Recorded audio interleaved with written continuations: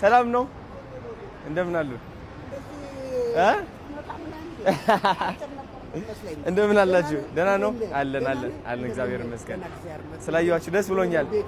ኧረ ብሔራዊ ቲያትር እዚህ ነው? ኧረ ዋው! እሺ እንጃ እኔ አላውቅም።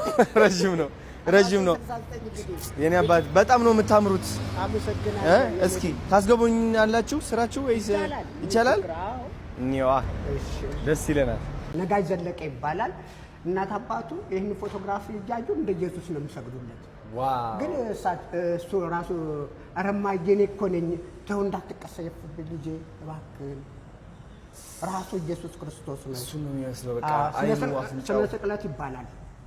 ኢትዮጵያዊ ነው። ድሮ ሜካፕ ልብሶች ሁሉ ከውጭ ነበር የሚመጡት።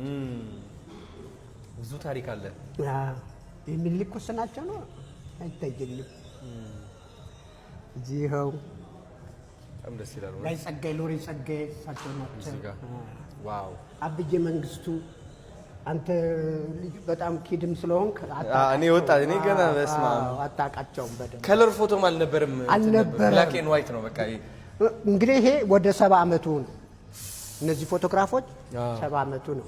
ጌትነት ይኸው ጸሐፊ ተውኔትና ገጣሚ መርሃ ተዋናይ ዳይሬክተር ነው። ወደ አማርኛ ሲተረጎም መርሃ ተዋናይ ይባላል። ጌትነትን ያውን በቅርብ መኪና ተሸልሟል። ሰምተህ እንደሆነ 68ኛ አመቱ የተከበረ ጊዜ የዛሬ 15 ቀን መኪና BYD ተሸለመ። እንደገና ደግሞ አቢሲኒያ ባንክ ነው የሚሰራው። እንትን ነው ምንድነው የፒአር ውስጥ ነው። እነሱ ደግሞ 5 ሚሊዮን ብር ሸለሙት።